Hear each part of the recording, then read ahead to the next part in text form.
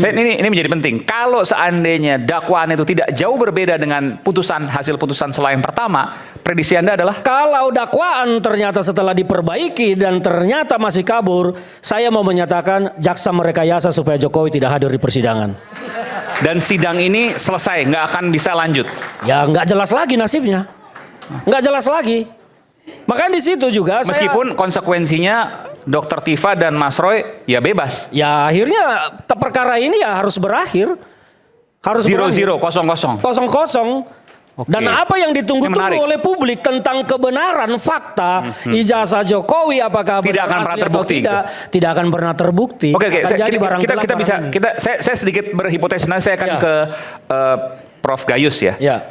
Jadi misalnya dakwaannya tidak jauh berbeda, diubah pasti tidak jauh berbeda dengan dakwaan sebelumnya. Maka sidang akan terus nanti jalan terus. Ada saksi-saksi yang dipanggil termasuk Pak Jokowi dong. Terus semuanya. Termasuk Pak Jokowi kan? Betul. Lah, Pak Jokowi bisa datang. Nanti kemudian dari pihak Mas Roy, Dr. Tifa dan seterusnya pasti akan mencecar Pak Jokowi terkait dengan ijazah tersebut. Kan terbuka. Gimana kekhawatirannya? Contoh begini, nanti dakwaan masuk nih, sudah di informasi yang kita dapat bahwa jaksa telah mendaftarkan perkara baru, dalam hal ini dakwaan baru. Teman-teman kan tentu nanti akan melakukan perlawanan lagi. Tetapi tidak ada lagi putusan selah. Ini akan masuk ke dalam pokok pemeriksaan. Tetapi kalau ternyata perlawanan teman-teman nanti diterima, itu putusannya di belakang. Jadi di belakang nanti kalaupun ada pemeriksaan, ya akhirnya kalau eksepsi diterima, maka semua dakwaan dinyatakan ya gugur demi hukum. Maka para terdakwa ya bebas demi hukum. Ya, resikonya itu ujungnya. Tapi bahwa prosesnya pemeriksaan saksi termasuk Pak Jokowi itu kan pasti akan dicecar nanti. Ya, akan dicecar. Ijazahnya seperti apa, tetapi bagaimana dan tentang seterusnya. Kebenaran ijazah kita tidak akan benar-benar nggak akan pernah terbukti. Mereka nanti nggak akan pernah terbuka. Nggak akan pernah lagi terbuka. Ini akan menjadi barang yang gelap. Dan kalau statement teman-teman selama ini mengatakan Jokowi akan hadir, ya itu semua tidak akan berguna. Nggak akan berguna. Nggak akan berguna. Maka itu yang saya katakan. Ini jaksa sebetulnya kenapa? Apakah sengaja atau tidak? Karena bagi saya janggal. Jaksa menyusun dakwaan seperti itu menggunakan pasal yang konstruksi hukumnya sama di dalam dakwaan primer dan dakwaan alternatif. Ini kan pasalnya sama, kecuali di dakwaan alternatifnya pasalnya berbeda, ya pasti jalan. Anda punya hipotesis dugaan jaksa nggak akan mungkin sepolos itu? Menurut saya tidak mungkin, karena ini kan disupervisi juga oleh Kejati. Kenapa seperti itu? Dan mereka pasti paham tentang surat edaran Jampidum. SE Jampidum itu kan ada tentang penyusunan dakwaan pada masa transisi peralihan dari KUHP lama ke KUHP baru. Kalau mereka mengacu ke situ tentu tidak akan keliru membuat dakwaan yang kabur seperti itu menggunakan dua rejim hukum dengan pasal yang sama konstruksi hukumnya. Pasal 433 dengan pasal 310 itu kan konstruksi hukum pembuktiannya sama, identik 100%. Pasal 310 di KUHP lama kan menjadi pasal 433 di KUHP baru. Jadi ini kan dibuat dakwaan utama 433, alternatifnya 310. Nah ini hakim mau melihat yang mana? Kalau 433-nya tidak terbukti, otomatis 310 nggak terbukti. Jadi apa gunanya dakwaan alternatif? Alternatif itu dibuatkan karena kalau dakwaan primernya tidak terbukti, maka alternatifnya bisa terbukti. Nah dalam hal ini kalau 433 tidak terbukti, otomatis 310-nya juga tidak terbukti. Jadi apa gunanya dimasukkan dalam dakwaan alternatif? Kan seperti itu. Ijazah tidak terbukti, Dr. Tifa dan Mas Roy dinyatakan bebas. Ya nanti. Bebas merdeka, tetapi kebenaran tentang ijazah kita tidak akan tahu. Dan akhirnya sampai selamanya kita akan mendengar cerita ini menjadi hiburan rakyat. Dan rakyat bersuara akan tetap menjadi hiburan bagi masyarakat. Oke. Ini menarik, nanti saya akan ke Prof Gayus, sesaat lagi kita akan dalami nanti. Kami akan segera kembali.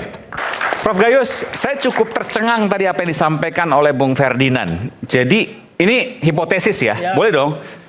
Bung Ferdinand mengatakan bahwa dakwaan terhadap Dr. Tifa, karena Mas Roy belum masuk ya, itu sengaja dibuat kabur. Seceroboh itukah jaksa itu kan?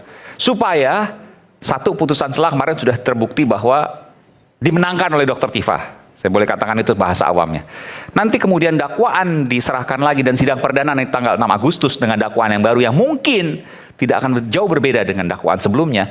Sidang akan terus berjalan, tidak ada putusan selah. Tapi di ujungnya akan membebaskan Dr. Tifa dan nanti juga mungkin Mas Roy. Lalu kemudian ijazah tidak akan pernah terbukti di sidang pengadilan. Benarkah itu yang akan kita hadapi nanti ke depan? Saya akan mencoba mengimbangi pemikiran Pak Huta Hayan. Ya. Yang pertama, menyikapi putusan eksepsi Dr. Tifa, saya harus mengatakan bahwa putusan hakim ketika itu adalah mengembalikan kepada jaksa yang pertama atas dakwaan itu. Karena ya ada pertentangan dakwaan. Dasar dipakai KUHP yang baru dan yang lama diantaranya itu. Kemudian dengan dihentikannya perkara ini tidak masuk ke keberlanjutan proses pembuktian saksi dan sebagainya, ini dapat dikatakan Dr. Tifa sudah menang. Sudah menang? Sudah menang. Kenapa? Secara prosedural. Oke. Ya, jadi dengan kata lain, karena kemenangan ini sudah dicapai oleh Dr. Tifa, maka Dr. Tifa tidak punya kedudukan lagi sebagai terdakwa. Statusnya sekarang bukan terdakwa, bukan tersangka. Lagi, ya. Dalam perkara ini yang sudah di-stop. Batal demi hukum. Bisa dikatakan batal demi hukum. Karena ini kembali kepada JPU dan tidak memerintahkan atau meminta agar diperbaiki. Tidak ada permintaan dari hakim, tidak ada perbaikan. Oleh karena itu saya menggunakan ketentuan bahwa legal in concreto ada putusan hakim. KUHP dan sebagainya itu legal in abstracto, masih abstrak. Tapi putusan ini yang konkret. Jadi artinya Dr. Tifa menang secara mutlak secara prosedural. Dan statusnya sekarang tidak ada tersangka, tidak ada terdakwa, Tidak sama ada seperti kita semua yang ada di sini. Ya, oleh karena itu bagi Luar saya, biasa. bagi pikiran saya, kalaupun ada pihak yang ingin mengulangi atau memperbaiki, itu adalah legal in abstracto yang akan diperjuangkan kembali dengan registrasi baru. Itu pikiran saya. Tadi saya menyikapi bagaimana dengan status Pak Jokowi. Sebagai korban kan gitu, Ya. selalu disampaikan oleh pengacara. Saya berpendapat memang bukan ini forumnya, berkali-kali saya sampaikan. Perkara pidana tidak ngurusin kepalsuan atau keaslian dokumen. Termasuk pembuktian. Termasuk karena itu kan Nggak akan mungkin bisa dilakukan di persidangan. ini bukan tugas sidang pidana. Nggak, sebenarnya saya mau tanya soal ini. Ketika kemudian nanti pembuktian itu akan dilakukan di persidangan, nanti pasti kan akan berjalan sidangnya. Pasti akan dipanggil Pak Saya Jokowi. berpendapat pada registrasi Dokumen baru, itu akan ditunjukkan nanti. pada perkara baru. Ini sudah di-close, dikembalikan kepada JPU dengan tanpa perintah atau diperbaiki dan Kan ada lainnya. dakwaan lagi Pak. Kenapa? Prof. Dakwaan lagi yang kemudian Dakwaan dikirimkan baru. tanggal, betul, 6 Agustus akan disidangkan. Boleh saja, tapi saya tidak bersependapat kalau ini diulang di pengadilan pidana. Perkara pidana tidak mengurusi kepalsuan atau keaslian dokumen. Nggak akan mungkin. Tidak, pada endingnya tidak akan. Berikan kami bayangan kenapa sidang pidana tidak akan mungkin melakukan pembuktian. Secara teoretik, perkara pidana itu hanya mengurusi perbuatan. Kalau perbuatan Pak Jokowi membuat atau menggunakan, ya bisa. Tapi menggunakan yang palsu yang mana? Didahului dulu dengan ada kepalsuan. Sebentar, kalau soal dulu sebenarnya yang sempat rame, kopi Mirna misalnya, Ya. itu perbuatan bisa dibuktikan di sidang pidana. Siapa yang berbuat? Itu perkaranya. Siapa yang melakukan perbuatan? Itu bisa. Itu yang bisa. Kalau dalam ijazah ini, Berbeda. apakah ijazah ini asli atau palsu tidak akan pernah bisa dibuktikan di sidang Di sidang pengadilan pidana pidana. tidak ngurusi itu. Boleh dikatakan di PT UN masih memungkinkan cara mula-mula dari proses dan sebagainya itu ada di PT UN, pengadilan administrasi. Kalau di sana UGM berkeberatan datang, ada sengketa informasi. KIP akan memproses itu. Dan sudah dilakukan? Iya, dan sudah dilakukan. Pakai itu di PT UN.